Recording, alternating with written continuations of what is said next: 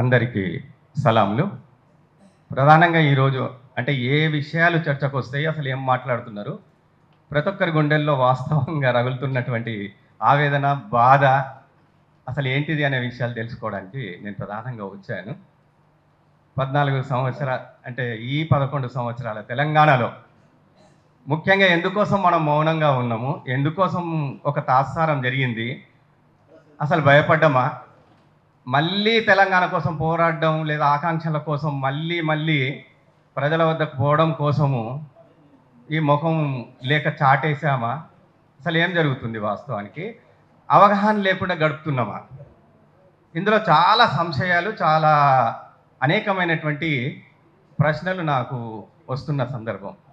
నిజంగానే 11 సంవత్సరాల పీరియడ్ అనేది ఏదైతే కాలం జరిగిపోయిందో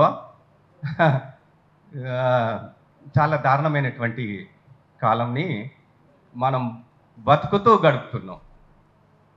అంటే మళ్ళీ ఒక పోరాటం చేయాలి, మళ్ళీ ఆకాంక్షల కోసం మనం నిలబడాలి, ఒక ప్రజావేదికను మనం ఏర్పాటు చేయాలి, ఆ ప్రజావేదిక ప్రజల ఆకాంక్షల మేరకు పని చేయాలి అని చెప్పి ఏదైతే అనుకుంటున్నామో, ఏ ముఖం పెట్టుకొని మళ్ళీ మనం అమరవీరుల స్తూపాల దగ్గరికి వెళ్దాం, ఏ ముఖం పెట్టుకొని మనం శిథిలమైన ఏ కాస్త అసలే మారని ఈ సామాన్య ప్రజల దగ్గరికి మళ్ళీ ఏమని వెళ్దాము అనేది కూడా మనం బాగా ఆలోచించుకోవాల్సినటువంటి అవసరం ఉంది. అసలు మన ముఖాలు అప్పుడు పోరాడుతున్నప్పుడు ఉన్నట్టే ఇప్పటికీ మన ముఖాలు అట్లనే ఉన్నాయా? పోరాడడానికి ఇంకా సిద్ధంగా ఉన్న ముఖాలేనా? ఆకాంక్షల కోసం, అవకాశాల కోసం ఎదురు చూస్తున్నటువంటి ఏమన్నా ముఖాలు ఉన్నాయా అనేది ఒకసారి మనం కూడా ఆలోచించుకోవాలి. ఒక డిక్లరేషన్, ఒక డాక్ట్రిన్, ఒక మేనిఫెస్టో తయారు చేసుకోవాల్సినటువంటి సందర్భం ఉంది. ఈ తెలంగాణ ఆకాంక్షల తెలంగాణ రాకుండా బలంగా ఎవరైతే నిలబడ్డారో వాళ్ళ పేర్లతో సహా వాడు చేసినటువంటి ఈ దారుణాలు కనిపించని, అంటే కవులు కాళ్ళ కింద నలుగుతున్నటువంటి చీమ ఆర్తనాదాన్ని కూడా వినగలుగుతారు అని చెప్పి అనుకుంటామే, విత్తనం పగులుతున్న చప్పుడు కూడా మనం వింటాము అని చెప్పి అనుకుంటామే, మనం గుండెలు పగులుతున్నా కూడా స్పందించకుండా కాలాన్ని మాత్రం నెట్టేసుకుంటూ గడిపేసుకుంటూ జీవిస్తూ వస్తున్నాం.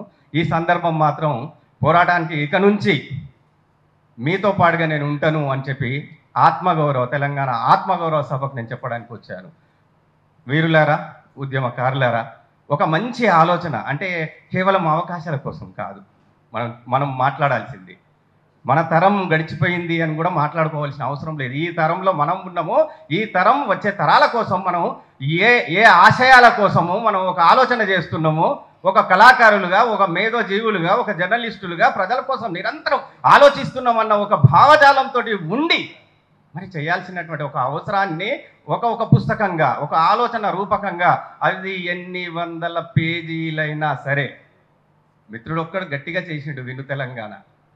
ప్రజలు చూడాలి, వినాలి, పైనున్న వాళ్ళు వినాలి, నలిగిపోతున్న వాళ్ళు వినాలి, ఒక పోరాటం స్వచ్ఛందంగా రావాలి.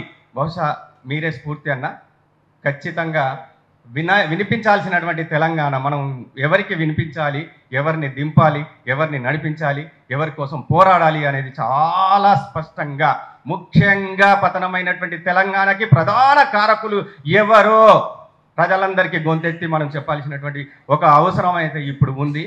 ఈ సభకు ఇంతమంది రావడం గొప్ప విషయం కాదు, ఇంకా పిలిచిన వాళ్ళందరూ వచ్చారు, తప్పిస్తూ వచ్చారు, ఆవేదనతో వచ్చారు, నిలబడి పోరాడడానికి సిద్ధంగా ఉన్నవాళ్ళు నేనే కాదు చాలామంది ఉన్నారు. కాబట్టి మిత్రులారా, అందరినీ కలుపుకుందాం, ఒక అద్భుతమైనటువంటి ఒక డాక్ట్రిన్ని తయారు చేసుకోవాలి. ఫస్ట్ అసలు దానికోసం ఒక కమిటీలు వేసుకుందాం, పౌర సమాజాన్ని మనమే నిర్మించుకుందాం.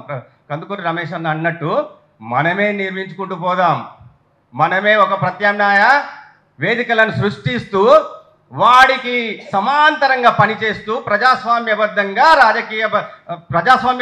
రాజకీయబద్ధంగా ప్రజల ఆకాంక్షల మేరకు నిలబడదాం, పోరాడదాం. జీనా హైతో మరణాసికో, ఖదం ఖదం పర్ లడ్నా సీకో అన్న.